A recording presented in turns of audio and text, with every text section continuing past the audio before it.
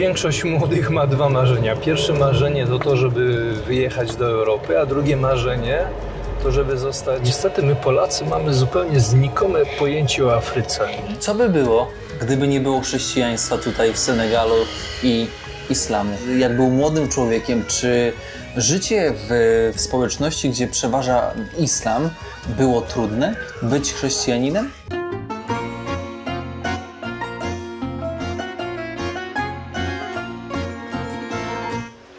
Witam Państwa bardzo serdecznie w nowym odcinku. Już się pogubiłem nawet, który to odcinek, ze względu na to, że tak dużo się dzieje.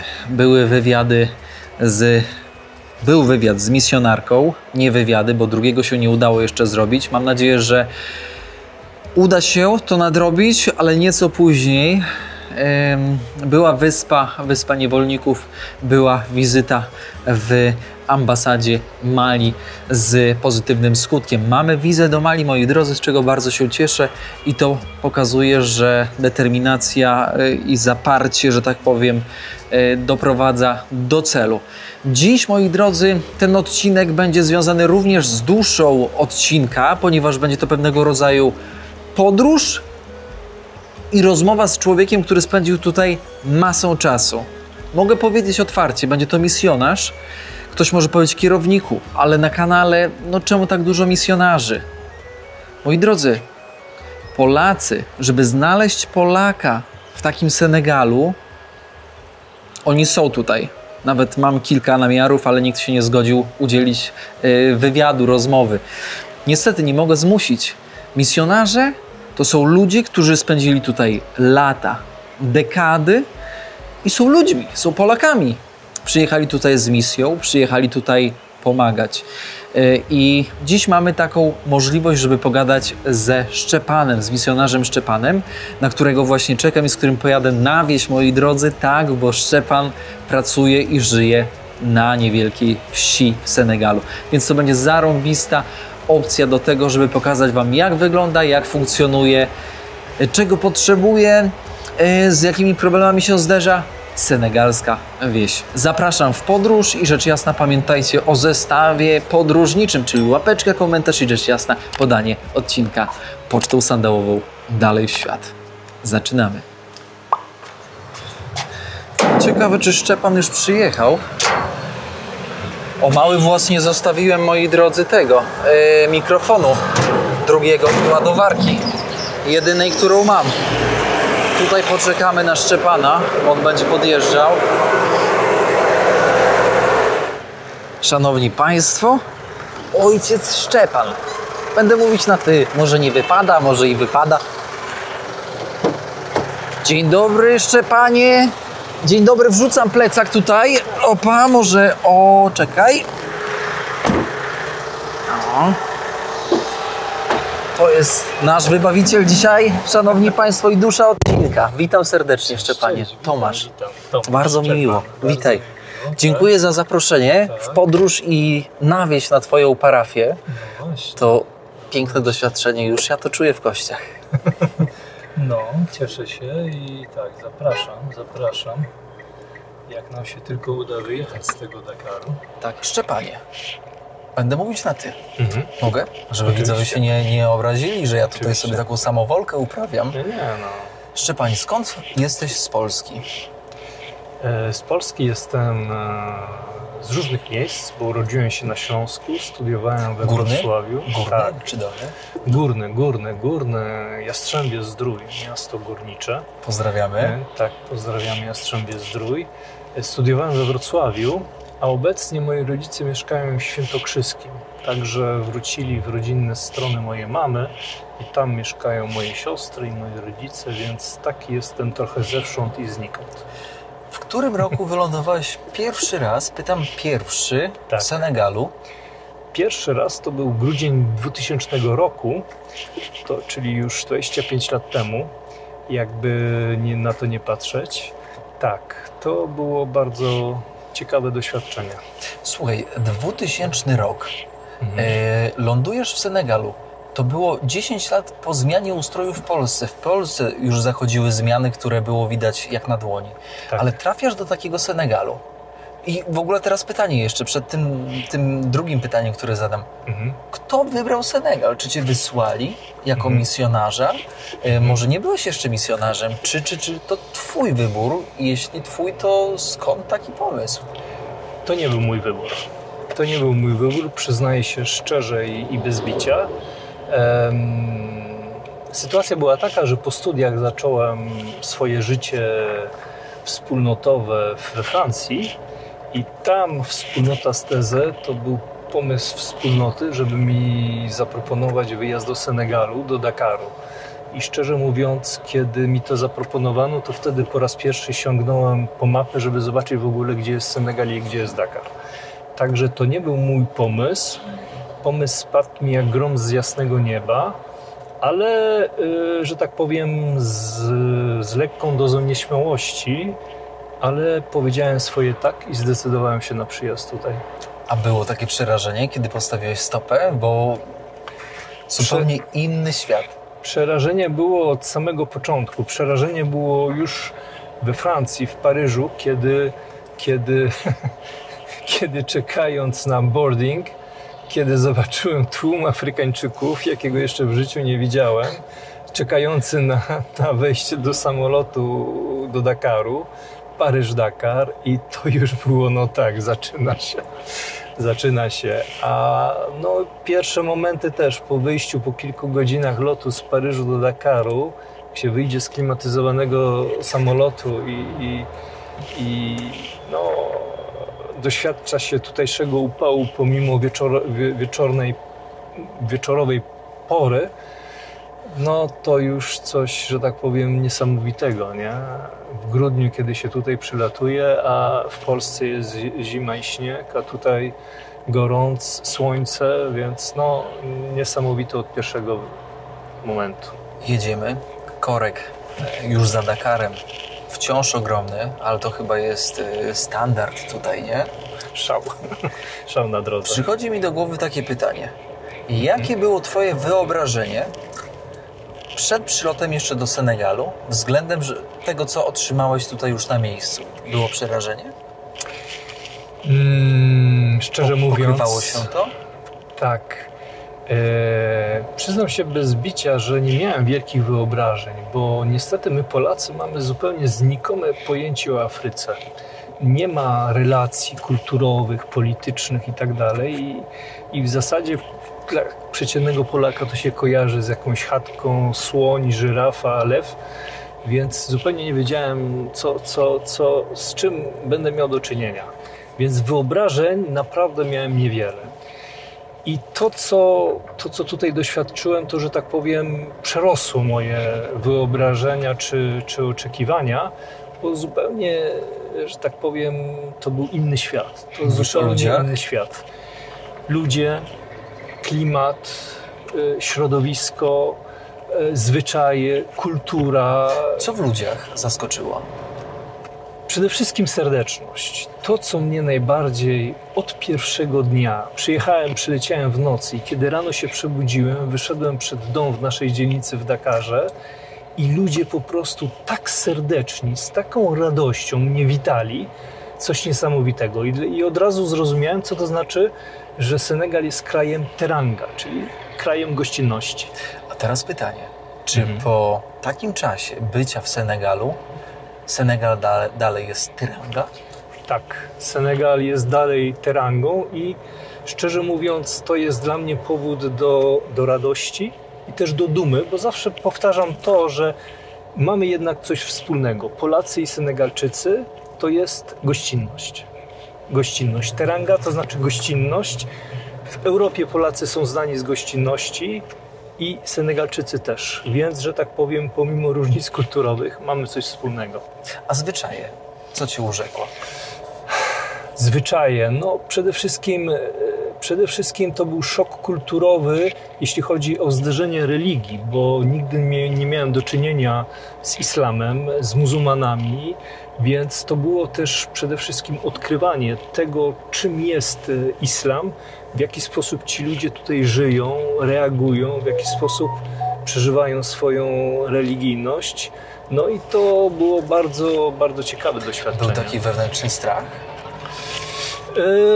Na początku tak, bo oczywiście tak, bo mamy pewnego rodzaju stereotypy, jeśli chodzi o nas Polaków, ale później bardzo, bardzo szybko życie zweryfikowało te wszystkie stereotypy i no, niczego złego tutaj nie doświadczyłem. W przeciwieństwie może do innych krajów, ale Senegal ma to niesamowitego, że Senegal jest krajem, gdzie chrześcijanie i muzułmanie żyją w zgodzie i pokoju. Szczepanie, jesteśmy już za Dakarem. Tak. Trzeba powiedzieć, że Senegal naprawdę się zaczyna rozbudowywać. Tak, jesteśmy w miejscu, które nazywa się Diamniadio. To jest projekt nowego miasta, które ma na celu zbudowanie nowej infrastruktury poza Dakarem. Chodzi o to, żeby niektóre urzędy przenieść tutaj, duże miejsca, jak na przykład Dakar Arena, która się tutaj znajduje teraz. Wielka hala widowiskowo-sportowa. Przed nami stadion, wielki stadion narodowy prezydenta Abdoulaye Wada. To jest też nowa inwestycja, więc to jest zupełnie miasto, które powstało na pustyni, powstaje od początku, od podstaw. No i to też spełnia dobrą funkcję tutaj. Rozwija się, hotele, nowy uniwersytet, zaraz będziemy mijać po prawej stronie, urzędy, ministerstwa. Także no, to bardzo dalekosiężna wizja byłego prezydenta Macky Sall, który zaczął tutaj, ale obecny prezydent kontynuuje, bo to na pewno ciekawa i bardzo potrzebna sprawa dla Senegalu. Po prawej stronie widzimy stadion, nowoczesny stadion narodowy. Tuż za stadionem nowy uniwersytet. Lokalny uniwersytet. Czy się płaci za pobieranie nauki na poziomie wyższym w Senegalu? Są prywatne uczelnie, ale to jest uczelnia państwowa i tam nie, to jest bezpłatne, nie płaci się. W uczelni państwowej nie płaci się. Szczepanie, czyli co? Zdajesz maturę i z maturą sobie składasz wnioski do konkretnych uczelni, tak jak w Polsce? No niezupełnie. To w ogóle jest bardzo dziwny system, dlatego że tutaj nie uczniowie, maturzyści wybierają kierunki, no mają jakiś tam wybór, ale to państwo odgórnie decyduje za nich. Jest system bardzo taki komunistyczny, że wszyscy ci, którzy zdają maturę, muszą się dostać na studia, ale to państwo decyduje, na jaki kierunek się dostaną. Nie mają zupełnie odwołania od tego, więc ktoś za nich decyduje, czy będą studiować geografię, historię, filozofię i czy będą studiować w Dakarze, Ziguinchor, albo Saint-Louis. Nie no, ale naprawdę? Tak? Naprawdę. Ale na przykład ktoś mówi, Mohamed mówi, że będzie zdawał geografię na maturze, historię, może wybierać te przedmioty? Czy tam są po prostu konkretne przedmioty, wszyscy zdają taką samą maturę? Przedmioty na maturze zdaje się w zależności od profilu. Jest profil humanistyczny i jest profil naukowy, czyli taki matematyczny, jakby się to w Polsce powiedziało. No i od tego zależą przedmioty, które się zdaje na maturze. I od tego też zależy później kierunek, na który się zostaje skierowany. No, ale nie ma dużego wyboru. Okej, czyli w sumie państwo decyduje, kim będziesz. Tak. A można się odwołać?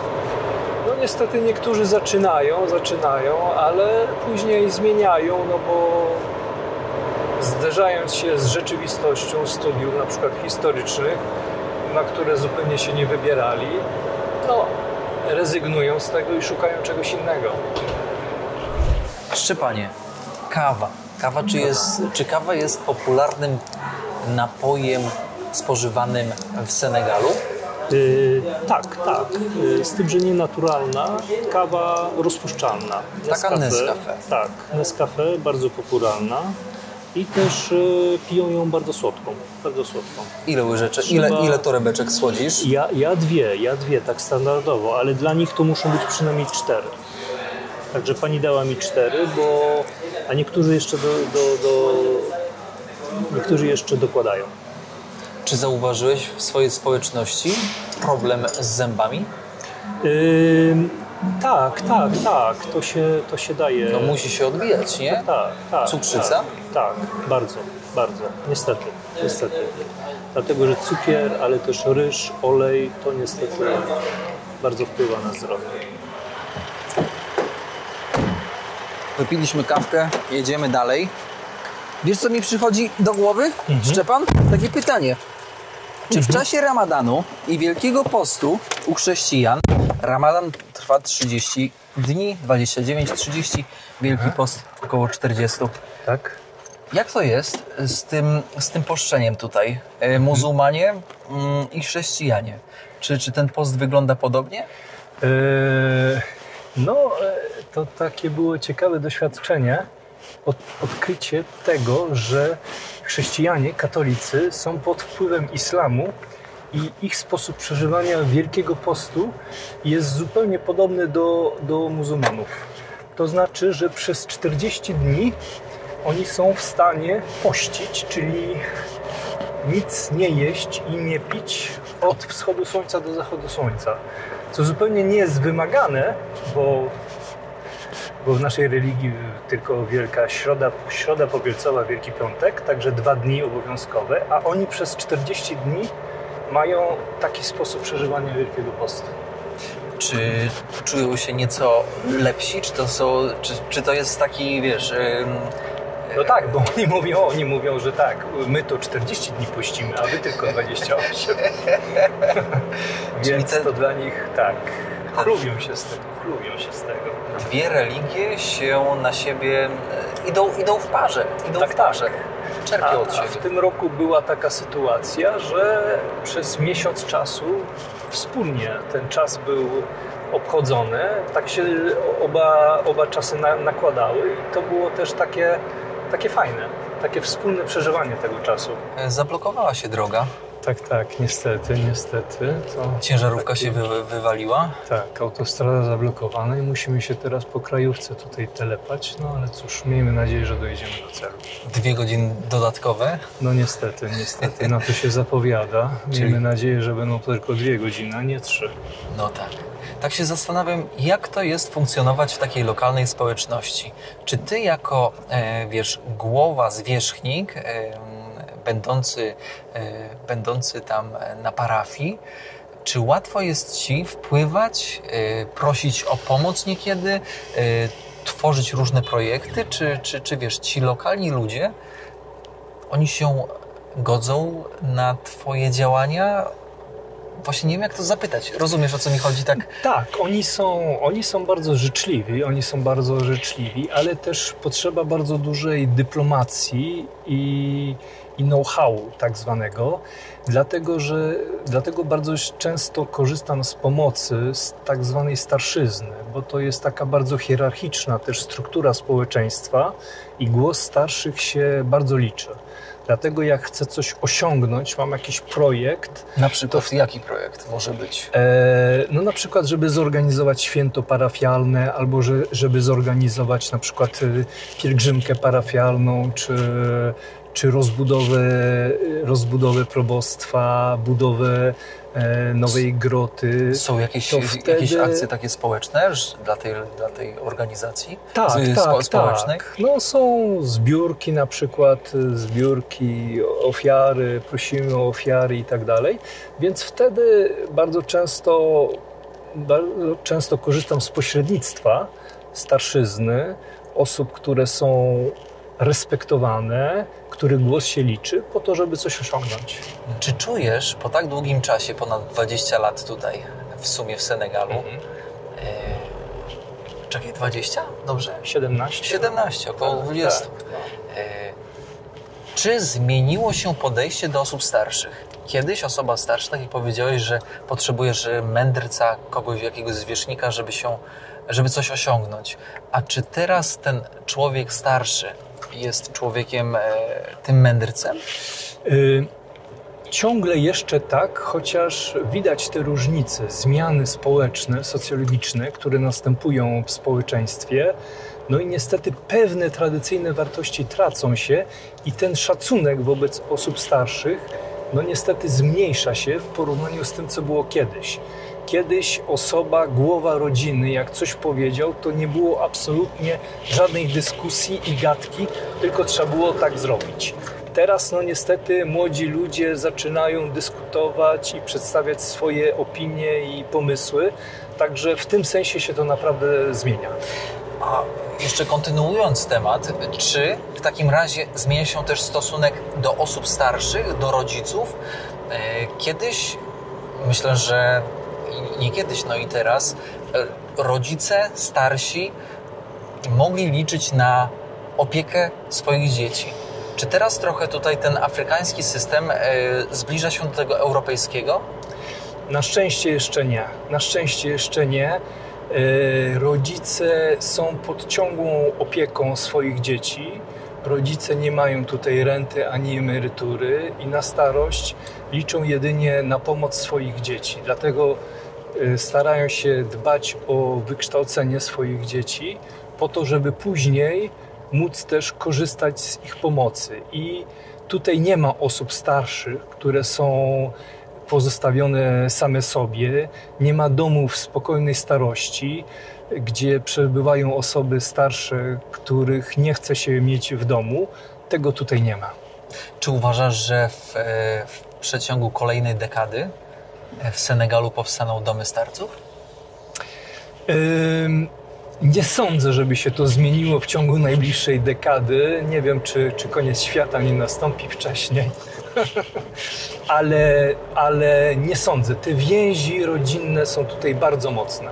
Bardzo mocne. Zwłaszcza na wsi chyba.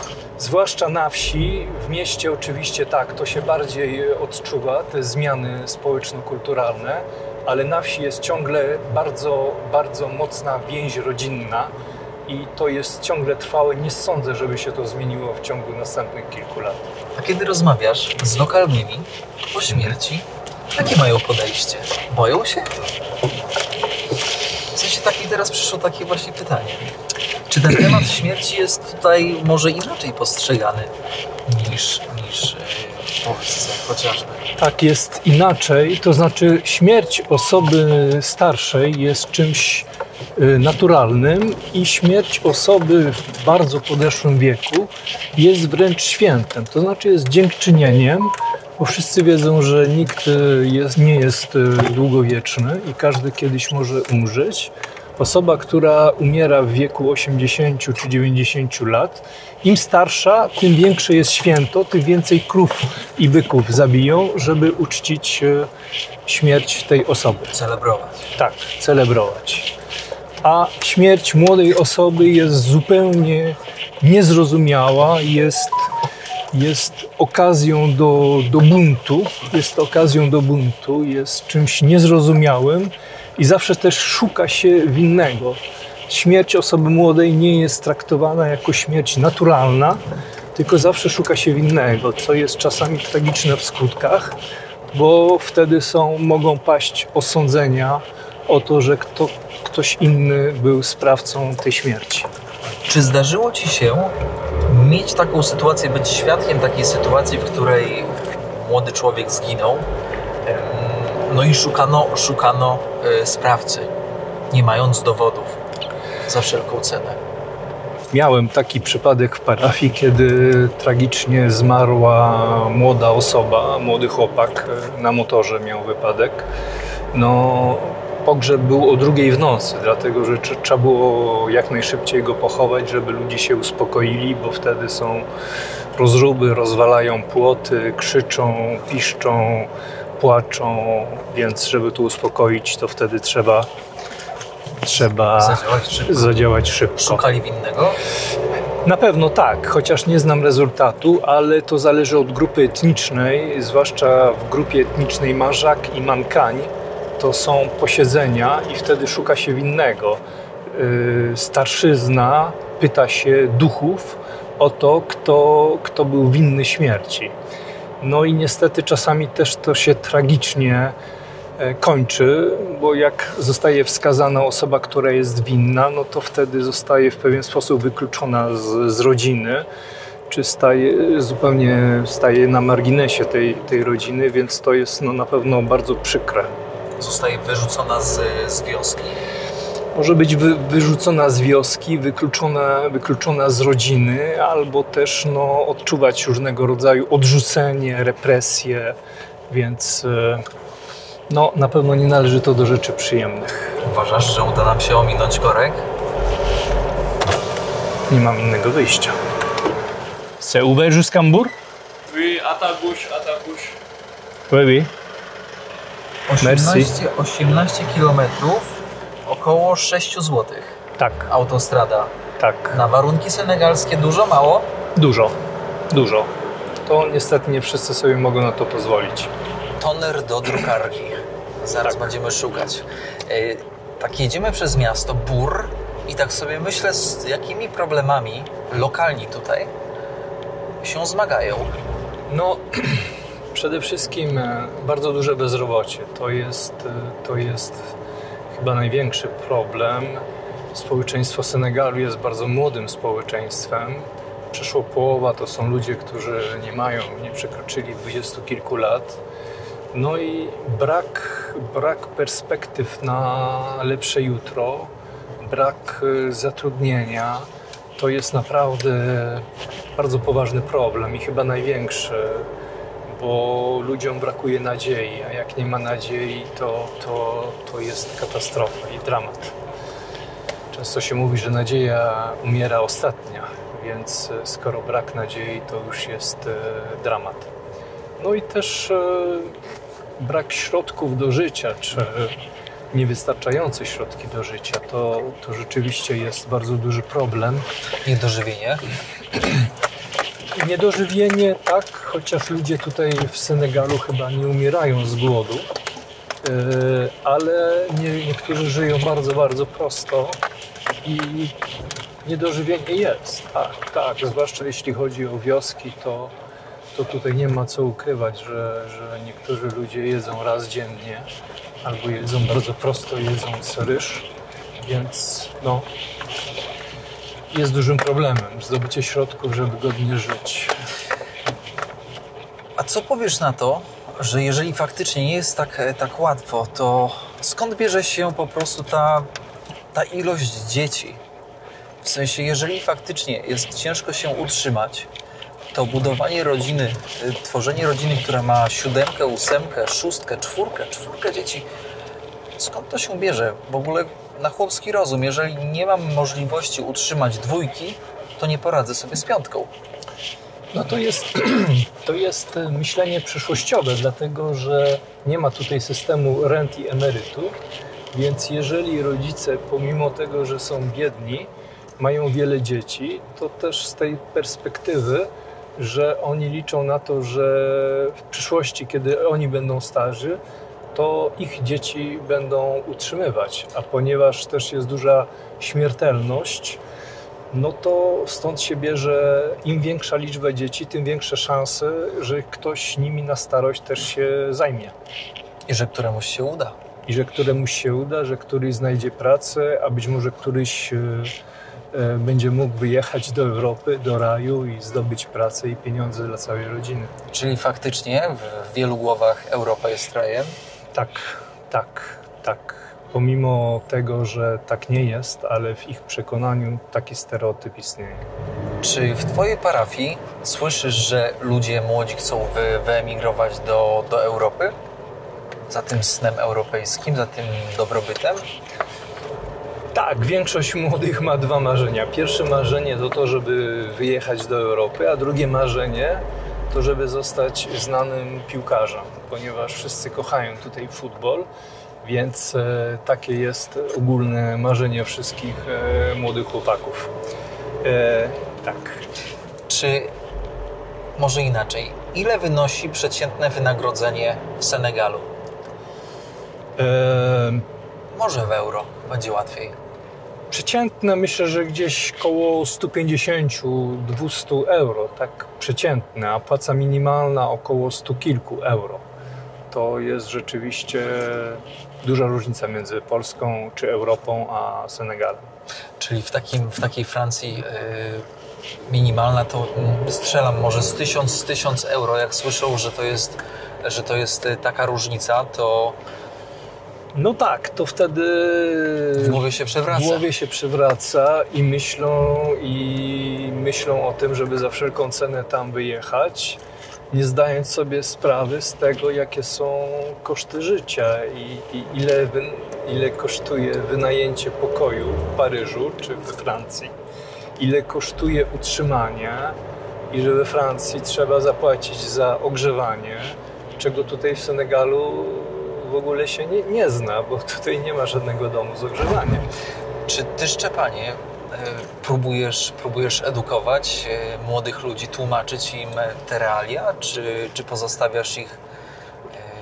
Nie, oczywiście to jest nasza rola, żeby ich uświadamiać, dlatego że to wyobrażenie sztuczne raju jest czymś bardzo niebezpiecznym. Chodzi o to, żeby ich poinformować, że to życie nie jest takie różowe, jak im się wydaje.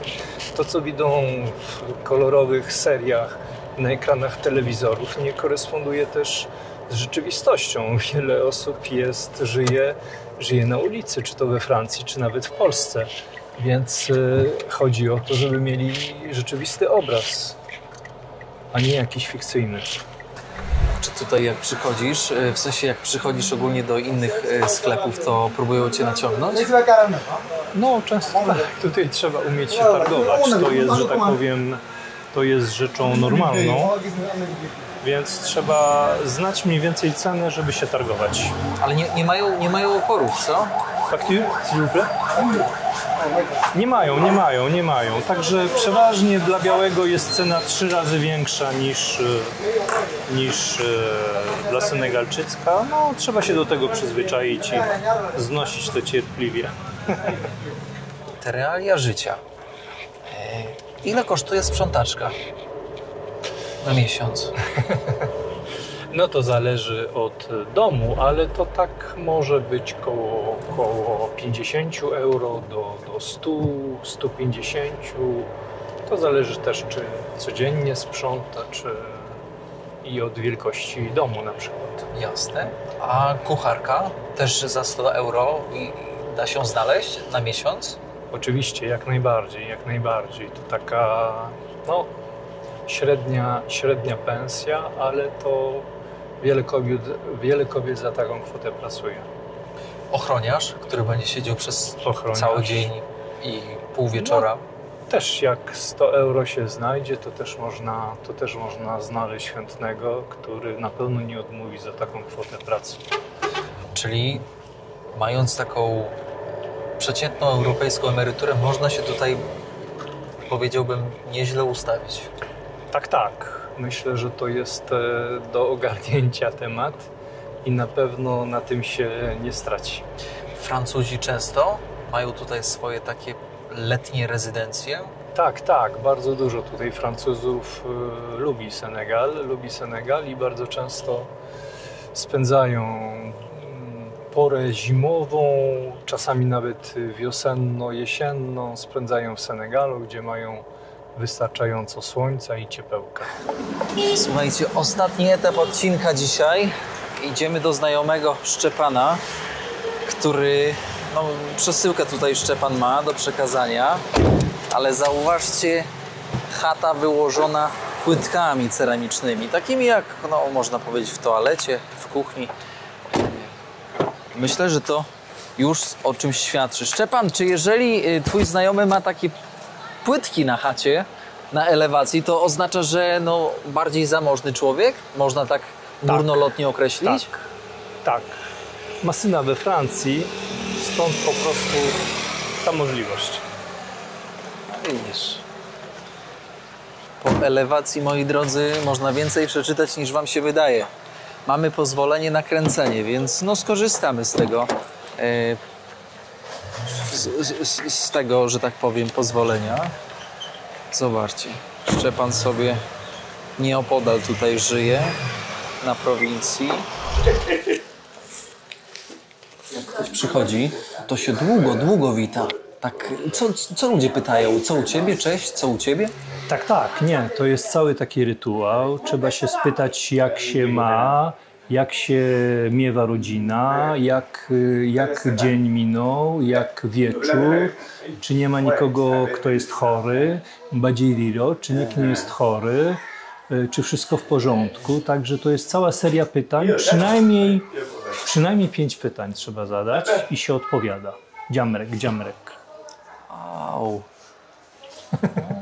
Ty tych pozdrowień musiałeś się uczyć? Bo w Polsce to przeważnie było tak, cześć, co tam słychać? Do widzenia i przechodzisz dalej. Oczywiście, to trzeba się nauczyć i trzeba się nauczyć w lokalnym języku, dlatego że ważne jest to, w jakim języku się pozdrawia i trzeba pozdrawiać zawsze w języku etnicznym. Więc tych pozdrowień trzeba się nauczyć. Całą serię pytań to jest początek nauki języka obcego, języka tutaj etnicznego i to jest rzecz konieczna, dlatego że za każdym razem, kogokolwiek się spotyka, to od razu pyta się, jak rodzina, jak wiosce, jak parafia, jak mama, jak tata, jak koza, jak babcia, jak brat, więc to, że tak powiem, trzeba być obeznany w tym wszystkim. Jeżeli ja tego nie robię, bo po prostu bariera językowa, to trudniej mi się przebić do nich, nie? Oczywiście. Bardzo są też uczuleni na przywitanie i bardzo też dbają o to, żeby też podawać bardzo rękę. Trzeba się z nimi witać i to też bardzo czuli są na tym punkcie. Ja czasami to tak po europejsku przejdę, dzień dobry, idę dalej. To w ich kulturze bardzo jest, że tak powiem. Czyli zawsze musisz podejść, podać rękę. Tak, to niestety wymaga bardzo dużej cierpliwości, taktu, wyczucia i też podejścia z sercem do tego, dlatego że dla nich to jest bardzo ważne, a ja muszę szanować to, co dla nich jest ważne. A teraz pytanie, czy jak jest grupka ludzi i podejdziesz i nie podasz dłoni najpierw najstarszemu, tylko zaczniesz, nie wiem, od najmłodszego, bo był najbliżej, czy to robi różnicę? Czy zawsze trzeba od razu podejść do najstarszego? Nie, ważne jest, żeby się z wszystkimi przywitać w ten sam sposób, więc trzeba wszystkim podać rękę. Myślę, że tutaj nie ma znaczenia, od kogo się zacznie, ale zawsze z największym szacunkiem oczywiście do najstarszej osoby. Czy Jean Piergon miał w przeszłości, bo on chyba został ochrzczony w latach 60.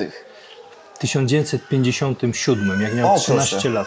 Wow, czyli zapytaj go, czy jak był młodym człowiekiem, czy życie w społeczności, gdzie przeważa islam, było trudne? Być chrześcijaninem? Est-ce que dans votre jeunesse, après votre baptême, votre vie de chrétien, est-ce que c'était facile ou il y avait... Oui, c'était facile, il n'y avait pas de difficulté. Vraiment, il n'y avait pas de difficulté. Pourquoi? Et parce que le milieu où j'évoluais était un milieu vraiment qui n'était pas hostile au christianisme. Il était plutôt favorable au christianisme qu'à l'islam. Mówi, że życie nie było trudne, dlatego że wioska Ngoje, w której się urodził, w zasadzie prawie wszyscy byli chrześcijanami. Nie było muzułmanów, więc to albo byli ludzie, którzy nie byli muzułmanami ani chrześcijanami, albo byli po prostu już w trakcie drogi, żeby zostać chrześcijanami, katolikami. W którym pokoleniu jego rodzina zaczęła być chrześcijanami? À quel moment dans votre famille, est-ce que vous êtes la première génération de chrétiens ou bien vos parents étaient déjà baptisés? Non, mes parents n'étaient pas baptisés. C'est la première génération. Jego rodzice nie byli ochrzczeni, on jest pierwszym Mais il était pokoleniem. quand même favorable aussi au christianisme, puisqu'il nous encourageait à aller à l'église. Ale nie sprzeciwiali się temu, żeby on został katolikiem, więc byli przychylni temu, żeby został ochrzczony. Co mu daje chrześcijaństwo? Le fait d'être chrétien catholique, c'est quoi pour vous? Qu'est-ce que ça vous donne? Qu'est-ce que ça Mais, représente pour vous? d'ailleurs, c'était vraiment une ambiance en ce moment-là en vrai d'être chrétien. Tous les jeunes étaient catéchumènes. Donc, il y avait vraiment une ambiance, un goût d'être chrétien. On avait envie d'être chrétien. Mais pour vous, personnellement, ça signifie quoi? Qu'est-ce que pour vous, être chrétien, c'est vraiment... c'était agréable parce que la rencontre avec le Christ, avec le Sauveur, ce moment-là, on est sûr, quand on est chrétien, on est sûr d'être sauvé, d'avoir le salut. Dla niego to przede wszystkim radość. Radość z tego, że wierzy w Chrystusa, który daje mu zbawienie i który też daje mu nadzieję. Tak ogólnie ujmując. Czyli jest dumny z tego. Vous êtes fier d'être catholique chrétien? Très fier. Bardzo. Très. A teraz spróbujmy innego pytania. Le clan. Co by było, gdyby nie było chrześcijaństwa tutaj w Senegalu i islamu? Comment vous pouvez imaginer le Sénégal où il n'y a pas ni de chrétiens ni de musulmans? Est-ce que c'est imaginable? Qu'il n'y ait pas de religions musulmanes ni chrétiennes. Là, je ne sais pas, je ne peux pas apercevoir parce que je n'ai pas vécu cette période. J'ai vécu la période où il y a le christianisme et l'islam. Parce que moi, j'ai connu d'abord le christianisme. Au niveau d'Angoué, vous savez, c'était pas... Les gens étaient beaucoup plus favorables au christianisme. Donc, l'islam n'était pas tellement apparent quand on était plus jeune. Trudno jest mu sobie wyobrazić tą rzeczywistość, dlatego że on wychował się w wiosce, gdzie w zasadzie wszyscy byli zwolennikami chrześcijaństwa. Nie było muzułmanów w tej wiosce, więc, że tak powiem, wszyscy zaczynali, że tak powiem, wchodzić w tą religię chrześcijańską. Okej, ale... Le christianisme qui venait de... Vraiment? A czy chodzi tutaj o wyobrażenie, co by było, gdyby w ogóle nie było religii? Co jego głowa podpowie? W sensie, co będzie miał w głowie? Gdyby w ogóle nie było w Senegalu religii, jak by to funkcjonowało? Est-ce que vous pouvez imaginer le monde où Dieu n'existe pas, où la religion n'existe pas? Ah, là, ça serait quel monde? Cóż to byłby za świat, gdyby nie było Boga, gdyby nie było religii?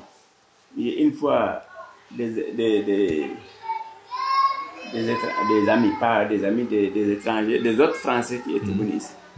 Il y a un qui me disait, non, mais Dieu n'existe pas. J'ai dit, non, mon cher, comment as-tu fait pour exister? Il dit, non, ça c'est mon père et ma mère. J'ai dit, ton père et ta mère, mais qui les a façonnés? Mais on est parti, il était bloqué au mur. Il ne pouvait plus avancer. J'ai dit, non, parce que vous êtes en bonne santé, vous avez de l'argent, que vous ignorez Dieu. Mais ça, c'est même éphémère. Parce que tout de suite, un malheur vous arrive, vous allez penser, peut-être que vous ne connaissez pas Dieu, mais vous connaissez un être supérieur qui prime. Mais c'est parce que là où tu es en bon état de santé, tu as de l'argent, tu es venu faire du tourisme, mais tu sais qu'il y a un être suprême qui coiffe tout, qui est appelé Dieu en français, Rob en sérère, Allah en qui, God en anglais et tout. Mais il y a toujours un être supérieur. Kiedyś tutaj byli Francuzi i jeden z nich powiedział, że nie wierzy w Boga. Więc on podjął z nim dyskusję bardzo żywą. Mówi, a kto cię stworzył? On mówi, no, że istnieje dzięki ojcu i mamie. A mówi, że no a tak, a kto stworzył twoich rodziców i tak dalej. Więc, że tak powiem, bardzo była żywa i zażarta dyskusja. Ale w końcu stwierdził, że to jest rzeczą oczywistą, że Bóg istnieje, nawet jak nie wierzysz w Boga, to jest ta istota najwyższa, którą my chrześcijanie nazywamy Bogiem. W języku Serer nazywa się to Rog, w języku arabskim Allah, ale dla niego jest rzeczą oczywistą, że Bóg istnieje. Descends sur vous, que le Seigneur vous bénisse, que le Seigneur vous assiste, que le Seigneur vous protège, que le Seigneur vous donne la grâce, la guérison, la grâce de retour à la pleine santé. Que le Seigneur vous donne aussi un bon voyage, bon séjour en France, et que le Seigneur puisse vous accompagner tous les jours et vous ramener le plus rapidement possible na dobrą podróż, et que Dieu Tout-Puissant vous bénisse. Au nom du Père, et du Fils et du Saint-Esprit. Żeby doleciał nasz znajomy do Paryża, do swojego syna. La bonne santé, Il vous donne toute la grâce nécessaire pour revenir en bonne santé et que Dieu Tout-Puissant et Miséricordieux vous bénisse, le Père, le Fils et le Saint-Esprit. Szanowni widzowie, jesteśmy już na Włościach, tutaj u Szczepana. Szczepan, chciałbym na zakończenie podziękować za fantastyczny odcinek. Moi drodzy, miłe słowa w stronę Szczepana, który odkrył przed nami Senegal. I co, Szczepanie, dasz się zaprosić na kolejny odcinek? Oczywiście. Wśród swoich wiernych, wśród lokalnych, gdzie pojedziemy... Sererów. Pojedziemy do ludzi, do osób chorych, dobrze mówię? Tak. Będziemy w środku działania, w środku akcji Szczepana. Tak, zapraszam. I ja również zapraszam. Pamiętajcie, żeby zostawić łapkę, komentarz i podać odcinek dalej. I oczywiście dobre słowo w stronę naszej duszy odcinka, czyli Szczepana. Dziękujemy bardzo za uwagę. Pozdrawiamy serdecznie z miejscowości o nazwie Goje. Goje. Goje. Przyjeżdżajcie, odwiedzajcie. Pozdrawiamy, cześć. Czołem.